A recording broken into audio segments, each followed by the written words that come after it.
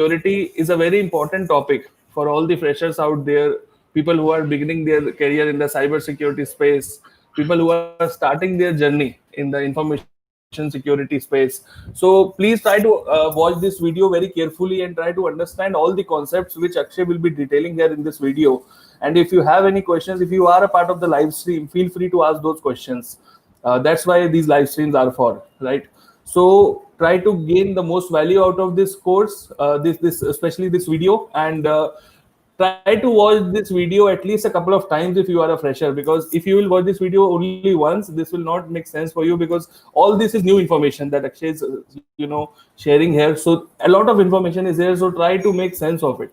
This is what I would like to suggest. So now introducing Akshay Dixit, founder of a company called Johar and Technologies, SME, subject matter expert having more than a decade of experience in cybersecurity space, is here with us. Akshay, welcome on board.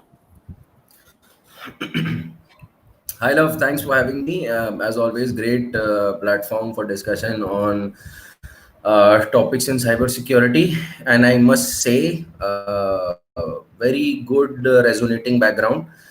And I'm loving the fact that we are changing backgrounds as per the kind of topics that we are discussing. So kudos for that. Topic for today's discussion is, so basically we are going to introduce DNS and security aspects of DNS. What are the different types of vulnerabilities or attacks that can happen on a DNS server, and how do you protect it, and how DNS can itself enhance the security for an organization or for its end users. A lot of concepts to discuss. We will start with the basics of DNS. I'll try to explain what DNS is. Because it's imperative to first understand the working of DNS to be able to understand what types of attacks can happen. So we are not going to get too academic about it. One disclaimer that I would like to put over here. So I'm going to explain the architecture or the workflow or the processing, how it happens in a DNS environment. But I'm not going to go into the details of what types of records are present in DNS servers, the different types of records that are there, because that information is something that can be easily found. If you just Google the working of DNS, you will get that. So for the sake of maintaining, ensuring that we cover everything that we have planned for, I'm just going to explain the basics of a DNS working, what a DNS is, and we are going to then move on to the security aspect of it, trying to keep it a short one so that you can get the value that you're trying to generate, because the idea is, Love, the other part of it, the basics and the in-depth thing, you can as it is get from any networking or DNS book or a blog, right? So having said that, let's begin with the session itself. So we need to first understand what DNS is. So DNS is the short form for domain name system. So what essentially it is doing is, whenever you hit or you type a URL on your browser, the idea is that the systems that are involved in facilitating that web page on your web browser may not immediately understand which website you're trying to visit, because there are billions and billions of websites that are out there. And each and every website will have an associated public IP address with it. So your system in itself does not have the capacity to tell you which exactly is the website that you're trying to visit. So there is a mechanism that is involved in fetching the right website which is associated with the URL that you have just typed on your browser. And that facilitation happens through domain name system. Right? So how does it happen? So basically, to say is that you're typing a URL, and essentially somebody somewhere will know what is the IP address that is associated with this URL that you typed, which is also called as a FQDN, which is a fully qualified domain name. That is to say, whenever you host an application, the URL is basically the domain name. It is the name through which you can be reached. For example, if I set up anzentech.com, the website itself is hosted on a server, and there is an associated IP address, a public IP address with it, right? So if somebody types anzentech.com in some part of the world, there should be a mechanism with which he will be told that XYZ public IP address is associated with anzentech.com, and it will then fetch that URL or the web content of anzentech.com and display it on your browser. So this whole process happens through the dominion systems. How does it? How is this facilitated? This is facilitated through something called as DNS servers.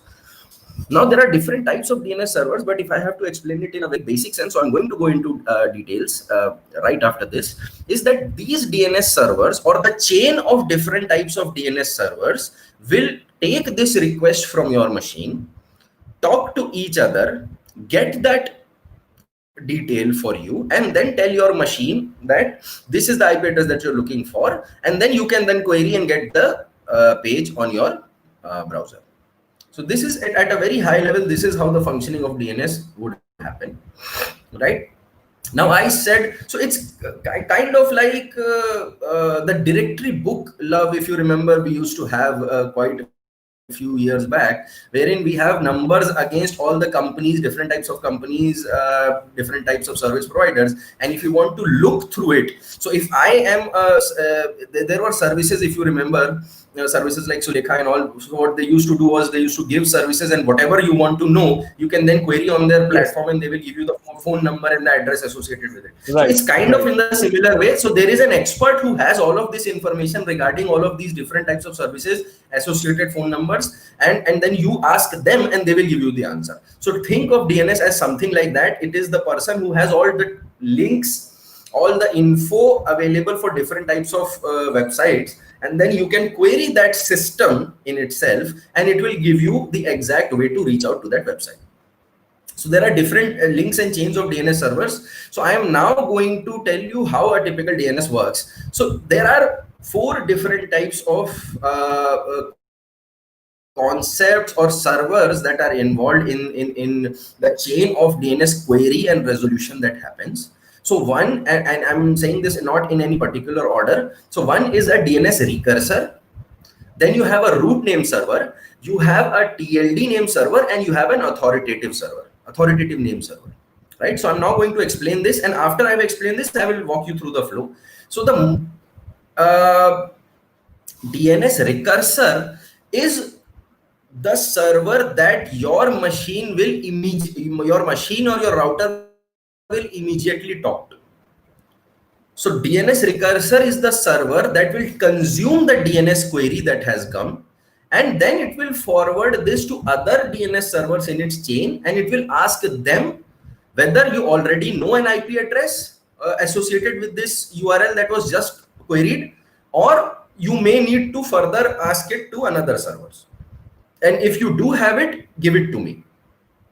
So recursor is the person or the server that is immediately sitting right after your endpoint or right after your gateway, right? Then you have something called as a root name server. So root name server is basically, before explaining root name servers, let me explain authoritative name server. So in this whole chain, the last point, the last endpoint or the ending point of this chain is the authoritative name server.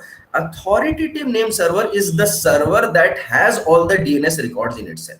So the main database, the main server, you could call it the master server, you could call it the main server, you could call it an authoritative name server. This is the server that holds all the actual records, and requests finally come to it, and it will respond back saying yes. So I have a database record of different types of servers, and I will give you the response of what you need to know. Now coming back to root name server. So root name server is the server, if you ask me that I need to know this, I need to know which IP address is associated with anzentech.com, root server will respond back with the list of authoritative servers which will be able to respond to, which will have the information that you need to know. right? So the root name server is basically the index of authoritative servers. Then we have something called as a top level domain name server, which is to say TLD name server. So TLD stands for top level domain. So TLD server is, you can consider this like a high level, one of the high level DNS servers. So basically, it breaks down your URL. So you have www.anzentech.com, right? So I'm not going to explain the www architecture, but we know basically .com is the ending, the top level domain that is there. And after .com, I have Anzentech, and then there is www, right? So TLD name server is the server. So so TLD will be like for, and there will be a server which will respond to .com. There will be a TLD server that will respond to .net. There will be a TLD server that will respond to different ending points, or the .com .net aspect of it, and different TLD servers will respond to different types of requests. So first, if I type in anzentech.in, the TLD server for .in will respond, and then the DNS search for anzentech.com happens.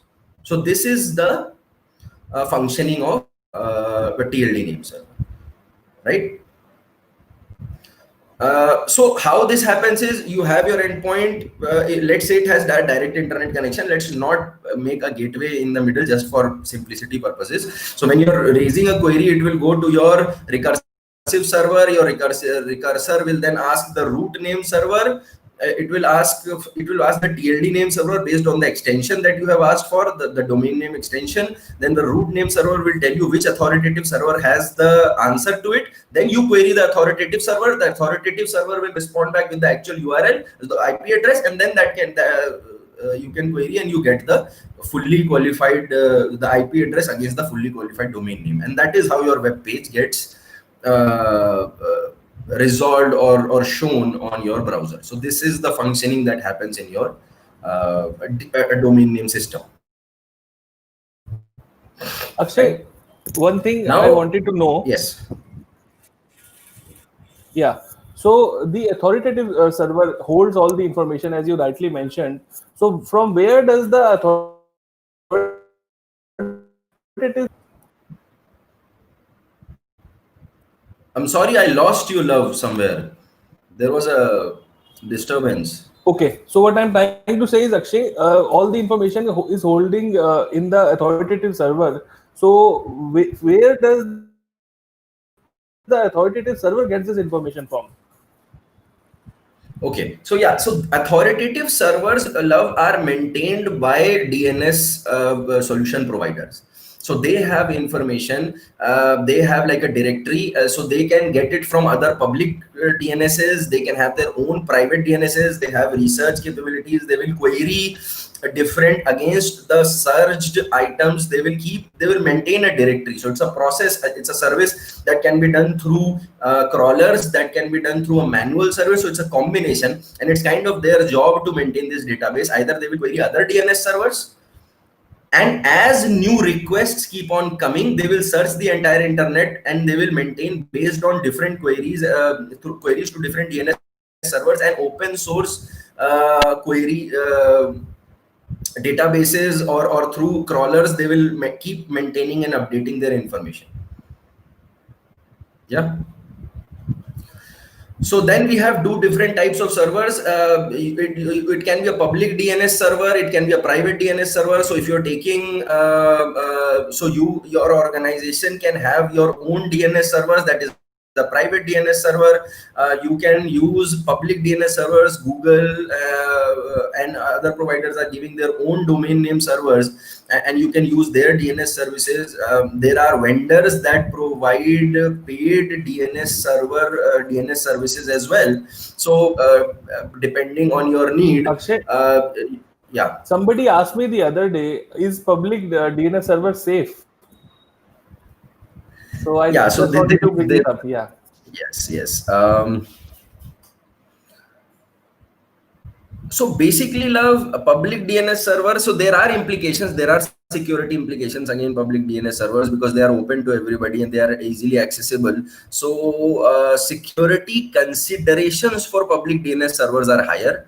So uh, what I would like to say is, if you are configuring public DNS servers, please make sure you know the service provider. You know who is hosting that, because there are a lot of malicious publicly freely available domain servers as well. So don't try to configure whatever DNS server that is out there. Make sure the DNS server that you are configuring is a trusted one, for that matter, right? So it's up to you to evaluate the security, or at least have an awareness of the type of security that is there. Cool. Right. So public is available to public. Private DNS is a domain name server or a domain name system that is either internal to your organization or it is behind a firewall. It has more security, more protection to it, and the people on the internet will not have a direct access to private DNS, and hence more robust security. To add to your point, Love. Right.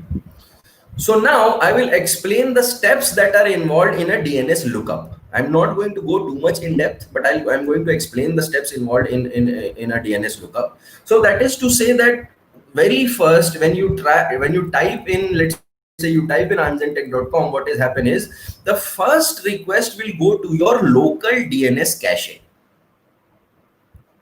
So in machines or in your gateway, most of the routers and our machines itself maintain a local DNS cache.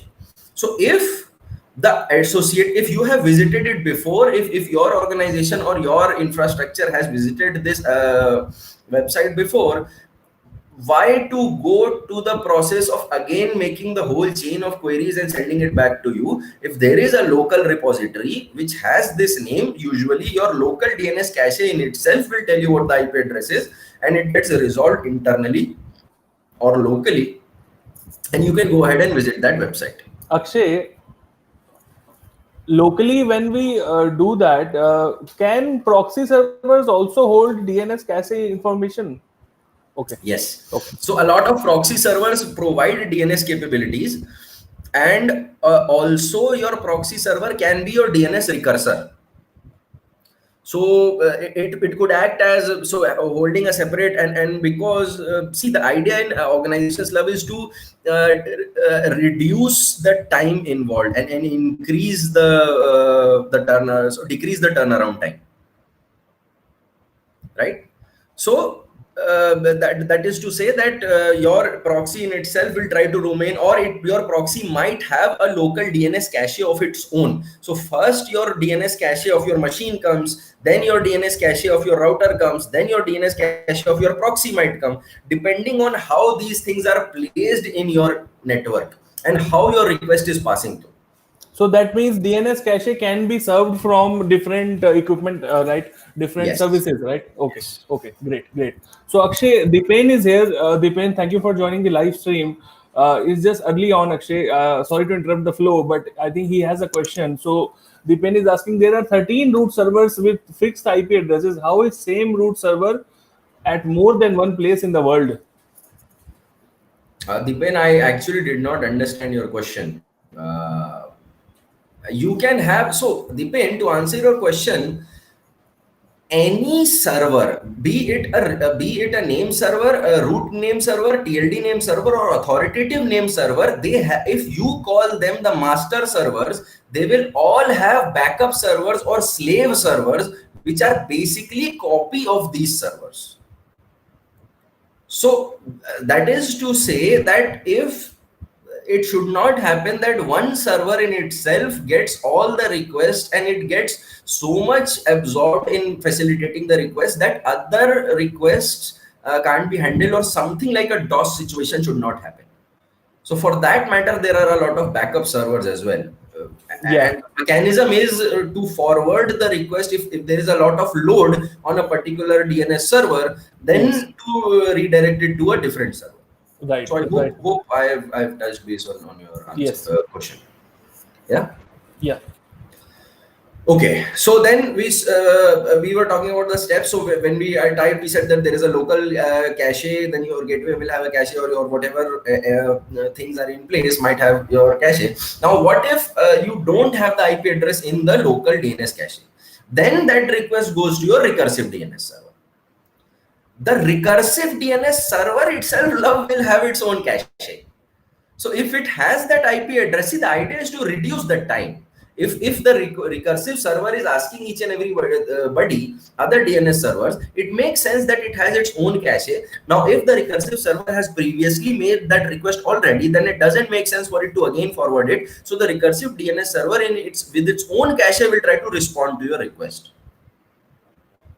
Right? Then after that, it goes to the TLD, like I said, .net, .in.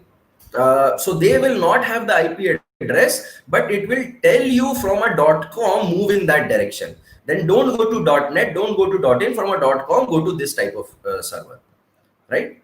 Then you go on to your root name server. Basis on the TLD will go to your root name server. Root name server will go to your authoritative server. The authoritative server will tell you what is the actual IP address of it. Goes back to your recursor, from recursor to your machine. Yes.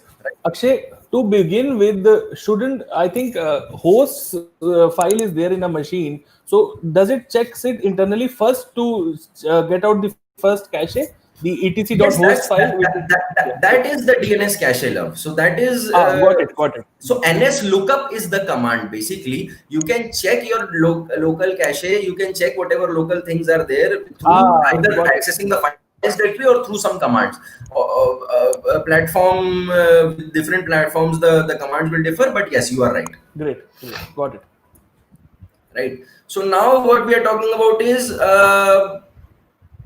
So there are different types of DNS queries that are involved. So one, there is a recursive query. So basically, like the recursor.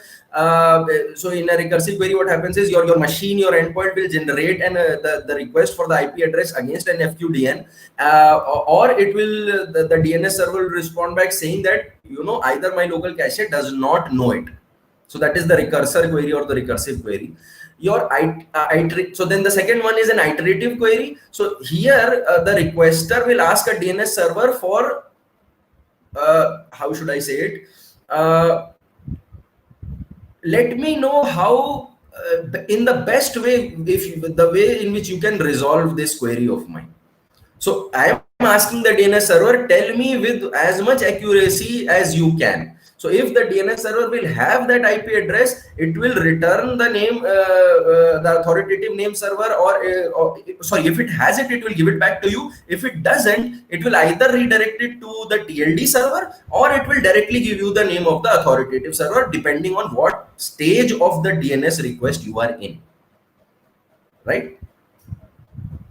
Then there is a non-recursive query. Single response is a non-recursive query. There is no recursiveness that is involved. I just asked it and I got it back, right? So we have an idea of different types of DNS queries. Now I'm coming to expanding to the point of how DNS caching happens and what is the importance of DNS caching, right? So we touched base on it at a very higher level. Now just going into a little bit depth. So what is the importance of basically DNS caching, Love? We already know. Now we need to speed up the whole process. All of these servers are talking to each other. I don't want it to take so much time, because the idea is as soon as I type, the website should get loaded. The more time it is taking, the more impatient the end consumer gets. That is the whole point of the internet, right? I need to speed up the resolution process. I need to reduce the bandwidth that is involved in all these requests and responses that are happening, because every time I'm making this request, some bandwidth is being consumed. And from an organizational even from a network perspective or an ISP perspective, hundreds and thousands and lakhs of requests keep on generating, because so many websites we are visiting, right? You can't even quantify the amount of requests that keep generated per second or per hour or per day. So we have to try to reduce the bandwidth from an infrastructure perspective, because as consumers, we don't really care about it. But there is an infrastructure that is facilitating to all of this, even at a home setup or at a corporate setup, right?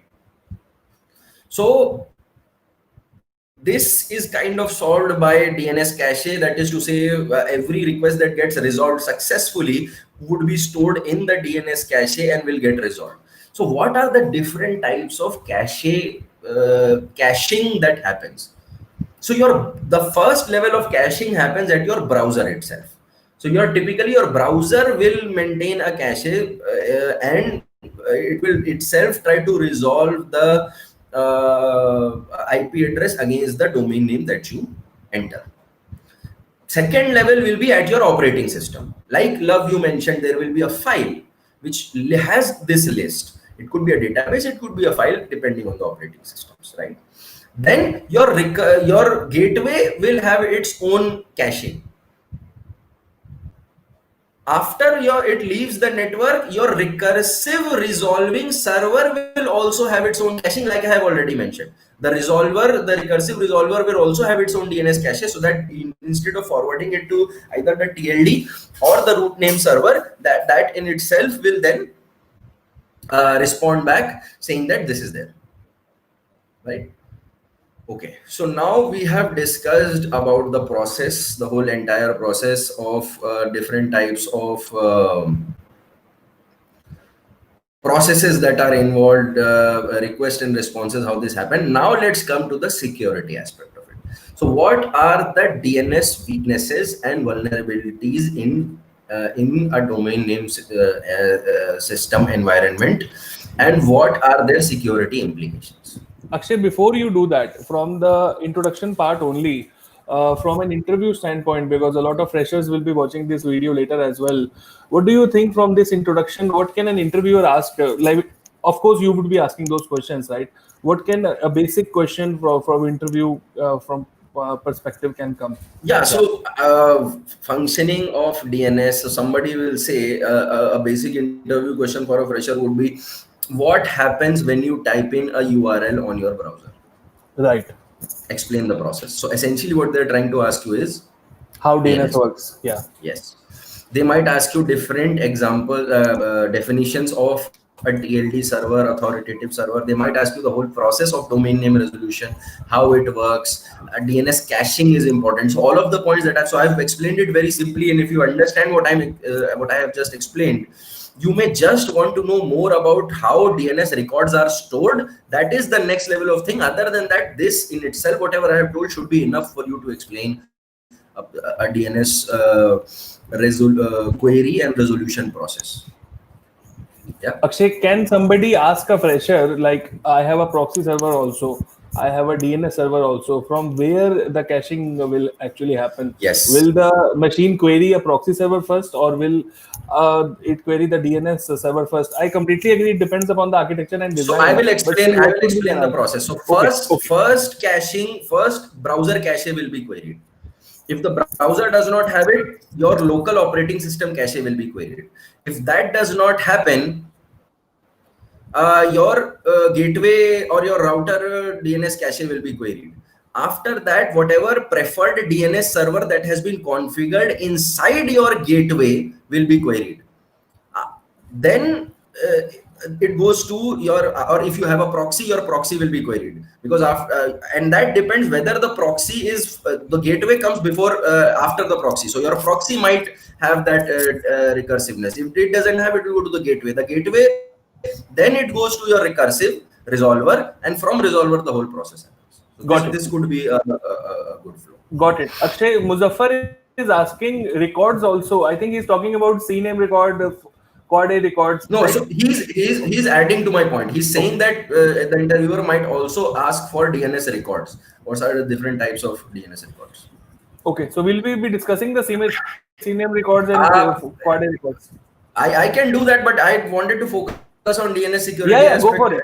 as well, because that is something which is easily searchable, right? Yeah. Okay, so what are the different weaknesses that are involved in DNSs, right? So basically what we are saying is that your internal DNS servers in an organization or in a setup, your internal DNS servers are basically the servers that are holding the IP records against the domain names, and they are meant to respond back to anybody who is asking for it. So your internal DNS servers become a great point of attack. First point. So I'm going to discuss specific vulnerabilities, but let me first touch base on what is the lucrative aspect of a DNS to be attacked. Second thing is that DNS caches are can be easily manipulated. They are not authoritative. So if I were to get access to a server, if I can manipulate the DNS entries in the cache, then by default, even before the request goes to an authoritative server, your local cache in itself will redirect you to a malicious website. So DNS cache poisoning is one of the attacks that are that is a common type of an attack, and is able to redirect you to malicious pages, right? Now DNS also relays query information from your internal workstation to outside servers. So what this basically does is this enables the attackers to create covert channels for data exfiltration. So in APT attacks, we talked about data exfiltration, right? So these types of things can be so what I can do over a time, I can observe this behavior of how a DNS query is flowing inside an organization, and I can then use this to create a covert channel for data exfiltration.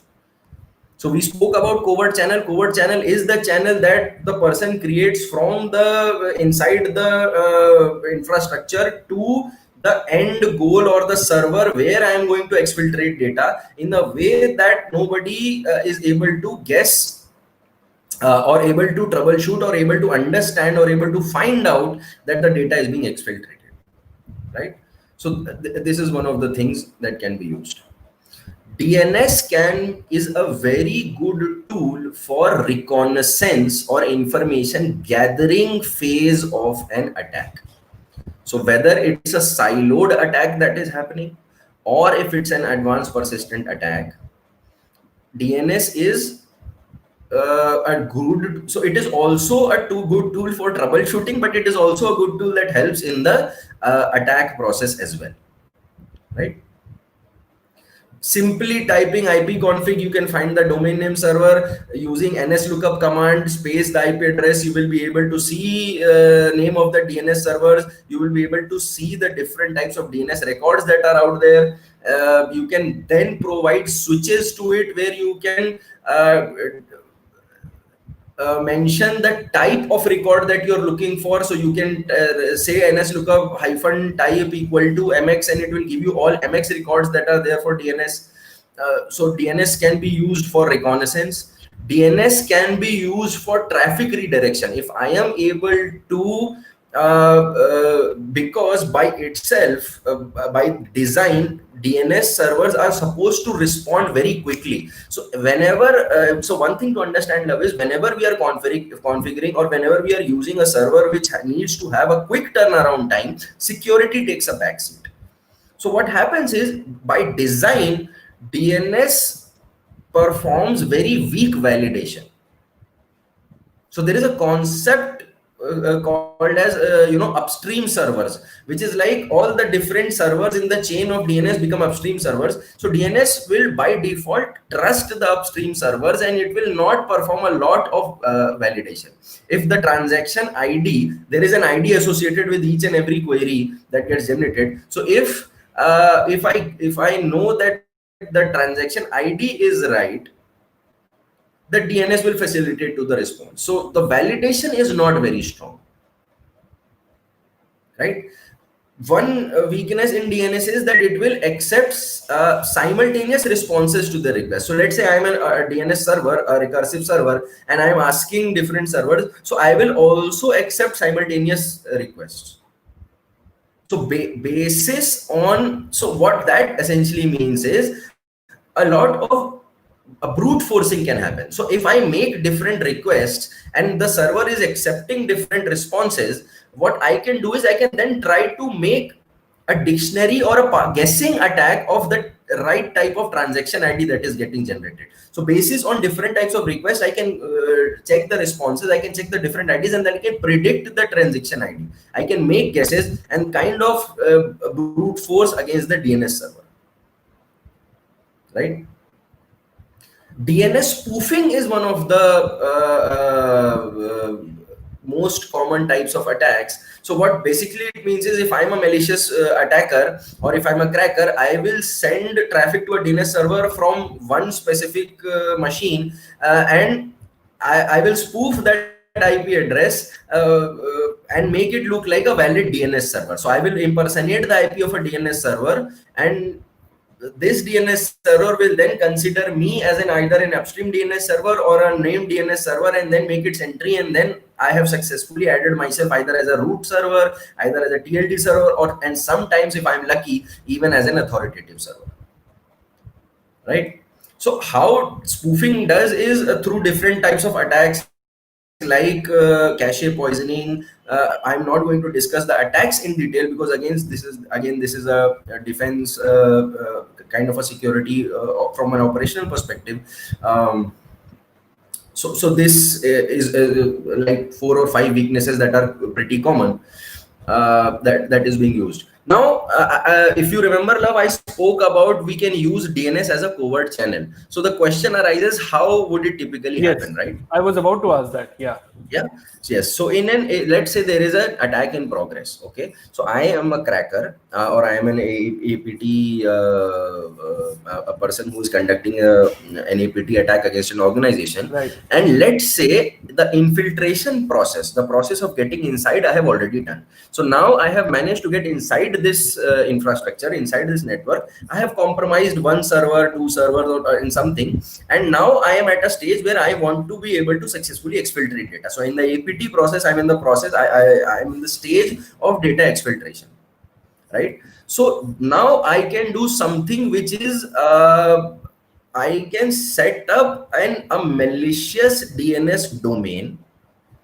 I can try to and I will try to make it an authoritative name server on the compromised host. Now I have compromised a couple of servers.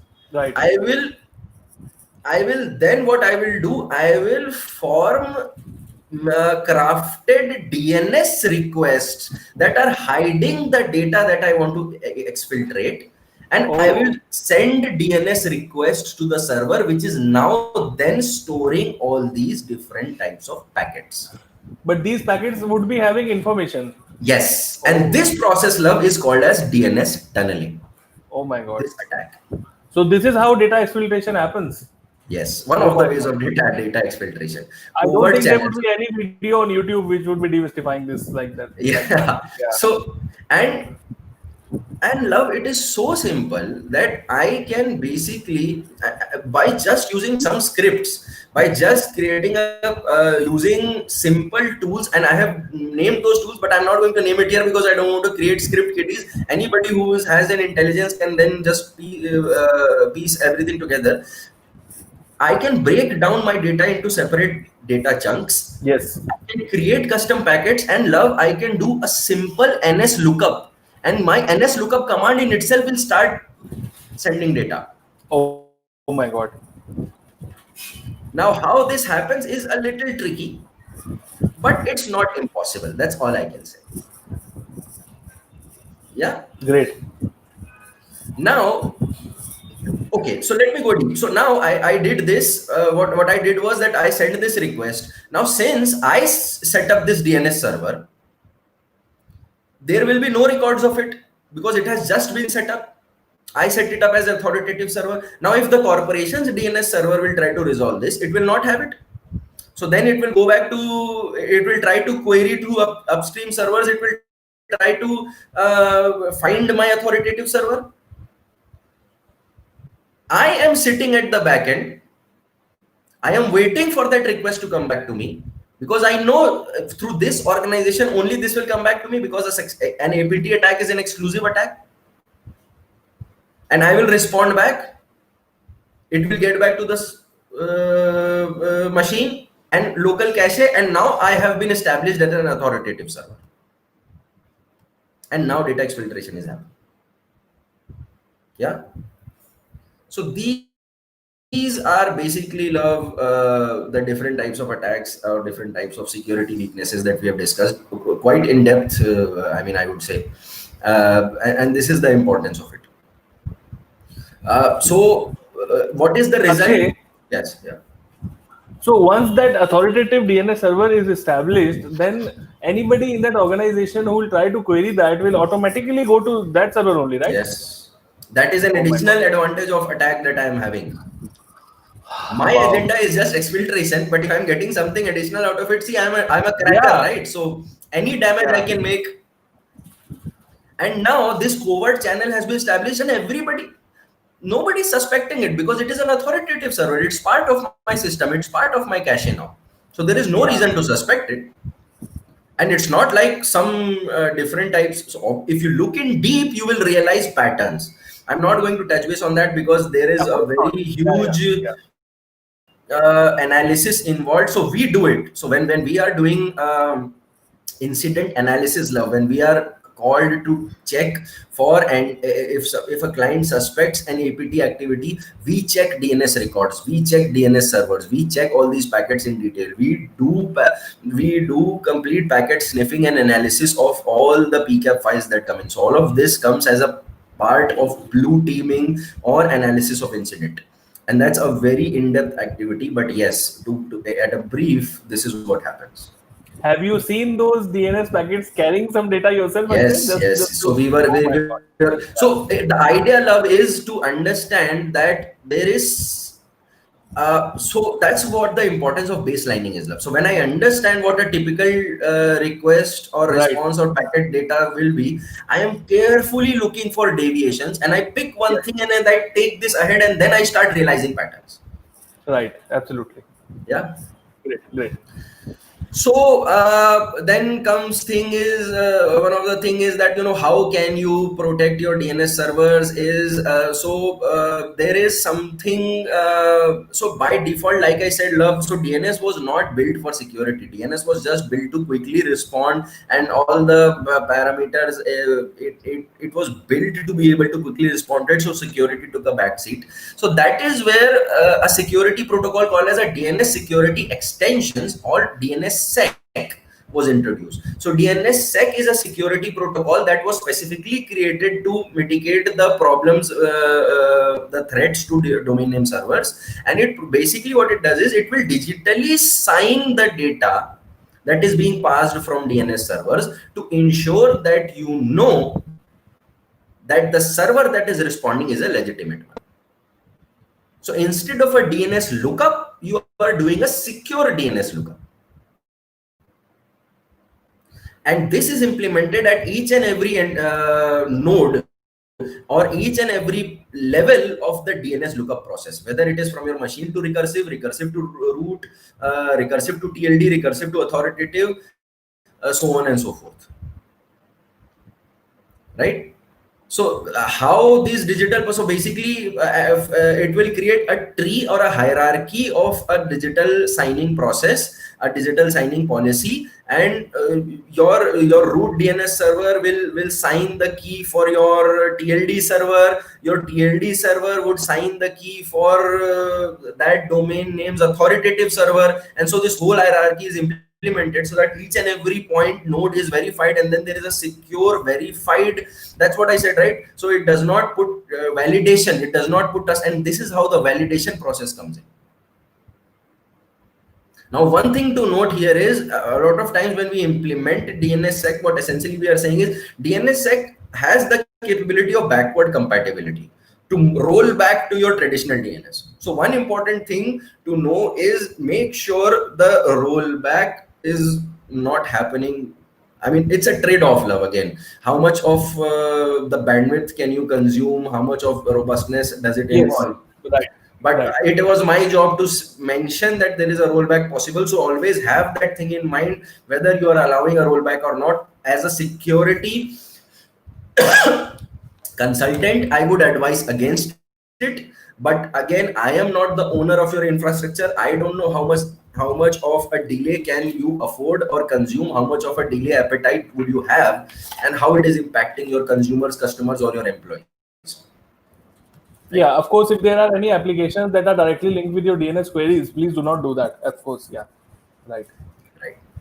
So yes, so DNSSEC in itself is a security protocol that will prevent from DNS spoofing, DNS tunneling, DNS hijacking. So all of these different types of attacks is something that your DNSSEC will be able to protect. Other than that, what you can do is you should a load balancing mechanism should be in place for attacks like DOS or DDoS against DNS server. And you remember, Love, in the IoT video, I talked about a domain name server that was compromised through DDoS. So what you can do is there is a concept called as anycast routing. That is a feature that can be enabled. This anycast routing, what it says is that multiple servers can pose to have a single IP address. So even if one DNS server is shut down, the backup servers can keep on serving to it. Then you can have a DNS firewall. A firewall that is basically so DNS firewall is a piece of hardware or a software or a device that will sit between your recursive resolver and authoritative name server. So you can implement something like you can limit the amount of requests that are coming. You can check for malicious packets. You can check for spoofed. You can implement packet analysis, and all of that can be done on your DNS firewall as well. Right now, your DNS.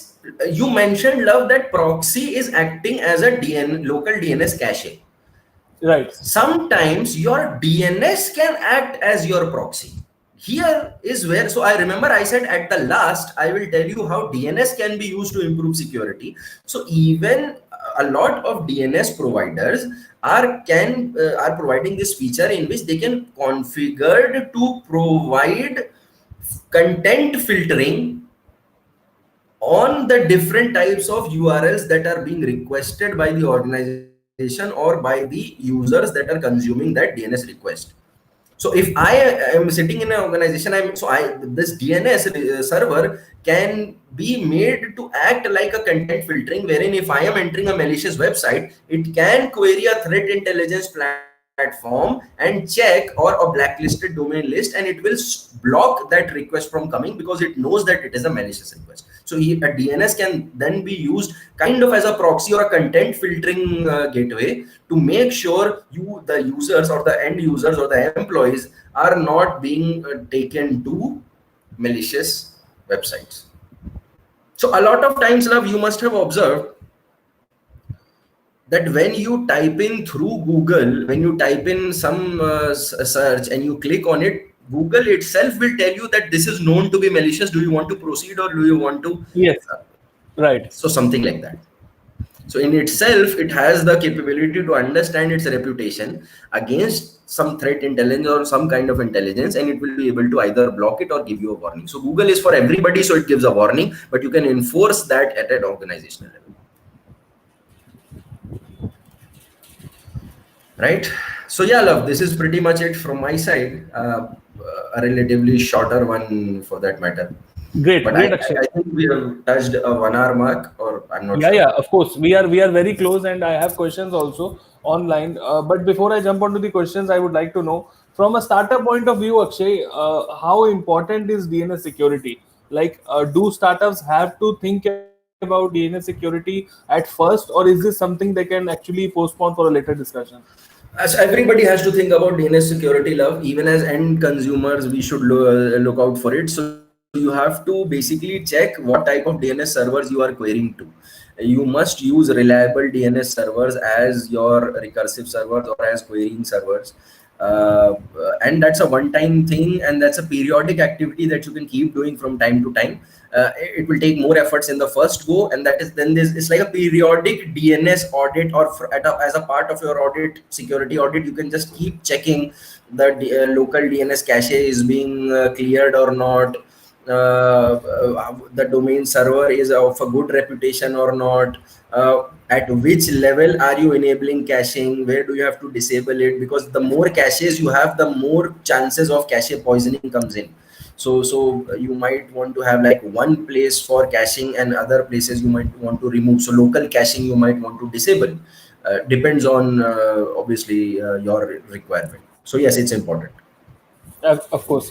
Thank you, Akshay. One thing also I wanted to understand, since Anjan has a CIRP course specially dedicated for all the freshers, there's a separate program I know that you are running. So, do these people get to know about these DNS poisoning techniques as well? Do you actually make them do that?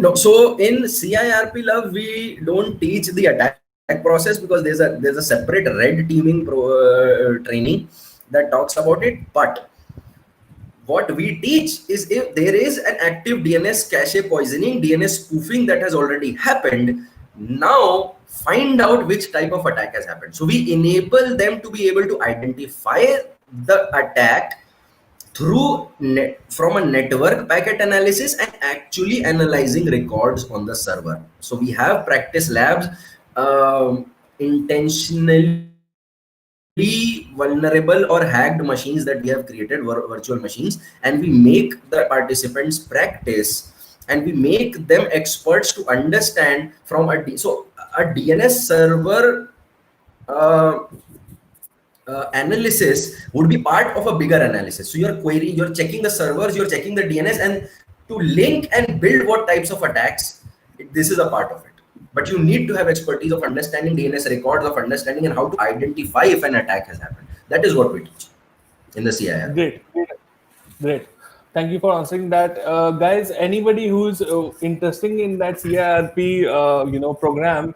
Also, there are a lot of different programs that Anjan will be launching soon. So I'm not allowed to disclose it right away, but just letting you know, all of you who are out there and thinking of joining any type of training program, even for jobs or not, depending upon your skill level and requirements. So yes, these are technical courses that Anjan is providing. That's why I asked this question, just to let you know. And if you are interested, you can actually see the contact details in the description of this video.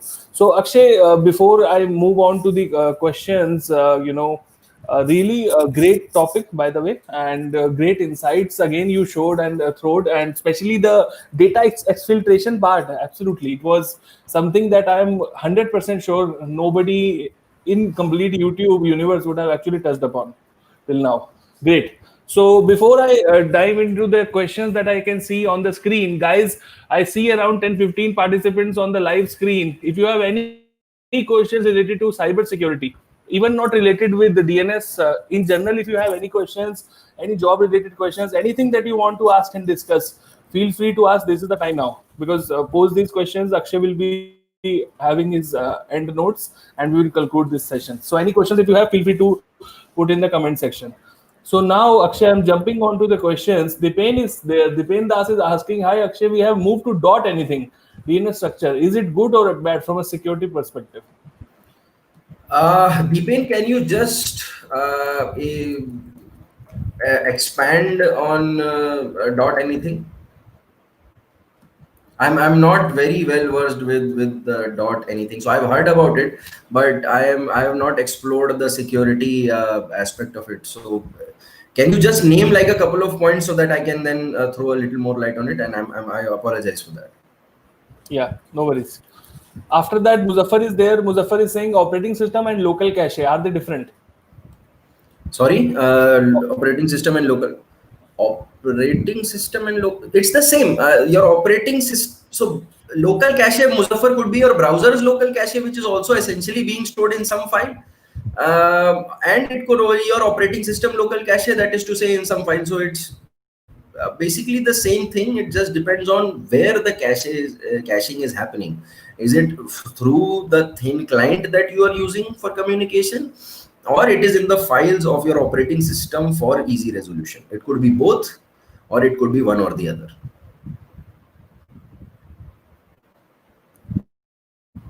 After that, Muzaffar is asking, Host. host file which will open in Notepad, is it OS level DNS cache? Yes.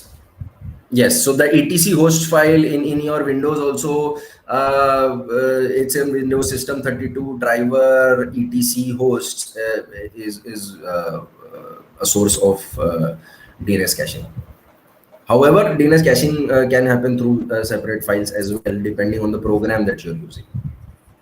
Yes. Yeah, and just for all of you who are watching, this is a great interview question that all the interviewers love. What is the location of host file? So mark this down if you are watching this video. It was one of my favorite questions when I used to take interviews, and I actually have seen a lot of people doing that. So yeah, this is a great tidbit you can take away from this video.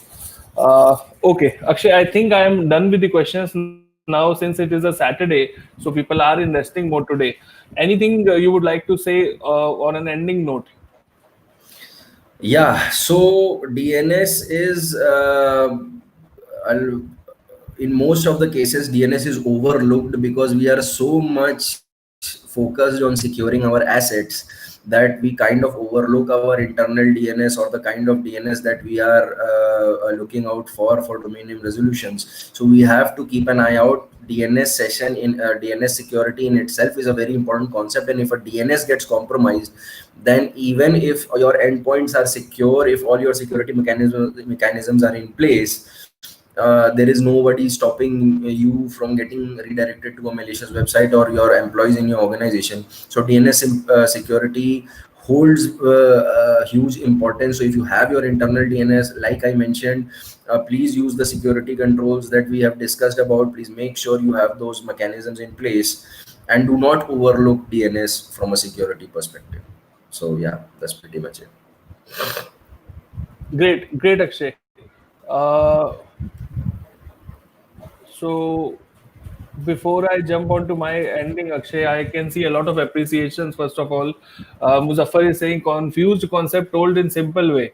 Love your explanation. So yeah, absolutely, Muzaffar. That's why he's an SME. That's what differentiates Akshay from the rest of the crowd. That's why he's sitting here. And that's why we are doing this, Muzaffar, Yeah, to absolutely. Yeah. demystify. See, because people get so confused. As soon as I talk about DNS security, people think, oh my God, what is there must be some very heavy logic that is obviously it goes in detail. Every security concept has a lot of depth to it, but understanding the concept is can still be made simple, and that is why Love and me are here to make This sure. platform is for you guys. Akshay, Surendra is here. Surendra, first of all, thank you so much for joining the live platform. This is the first time I am observing you here. So welcome to this community. So he's saying in some companies maintain their own DNS and permit only certain website. Is it possible? Surendra, you are reiterating the last point that I said, that DNS can be used as a content filtering solution, and that is there. If you don't have a fully fledged proxy, you can maintain your own DNS and enable content filtering over there so that your users are not taken to malicious websites. So yes, it is very much possible, and it is done through content filtering feature of DNS. Great question, Surendra. If you have any questions apart from DNS as well, feel free to shout. We are here to help. Balakrishna Bilati is here. First of all, thank you so much again for joining us, sir. Really salute you. Every day you come with great questions and great insights. Thank you so much. So he's asking, today I came to upgrade on all the latest terminology on DNS and DNS security. Thanks for sharing. I will explore further. Thank you. All the best, Great. sir. And if you have any doubts, please feel free to ask your questions if you come, because there will be more terminologies that will come in. There will be things discussed in depth for the purposes of catering to all types of people. I have kept it at a decent level, and I did not go any in deep. But if you have specific questions, please always in the next session you can ask them. I'll be more than happy to explain them further. Yeah, and just to let everybody know on the live stream, I think there are around 10-15 people. just think about the time when people who are coming out of Anzen will share their video testimonials with you. I'm actually looking forward to that day eagerly, because that day is about to come. And Akshay is smiling very less because he knows what I'm talking about. But yeah, really looking forward to all of you, so that you can actually see the kind of value these guys are building over there. That's the only objective, so that you understand that what we are discussing here is only 1% of the total scene. I can clearly, tell you that. Great. So Balakrishna is saying, thanks, I will do that. Great, Akshay. So now, Akshay, I think, yeah, again, a great session. And I would like to always, as I always conclude with Shivkant's message, because this is a pandemic situation, guys. Despite of all these videos, make sure that you stay safe, take care of yourself and your families, and wash your hands. Stay at home. Do not roam around here and there. 2020 is to just stay at home. This is what I would like to say, because 2020 is not for roaming around, guys. Try to take care of yourself and your families, because the infection level is now increasing, and we are at a stage where it's everywhere now. We can say that, right? So just try to be cautious of things, try to be aware of things, and stay safe. That is the only message here, because health is everything. And once you have health, you can always watch these videos later as well. These are on YouTube. Anytime you can watch them, right? So Shivkant, thank you for your great note always. And Akshay, thank you so much for your time. Great to have this talk today on Saturday night, and still see 10-15 people on the live stream, which itself depicts the kind of value people are getting, of course. So thank you so much for your time, Akshay. Thank you so much for joining, guys. Thank you. Bye bye.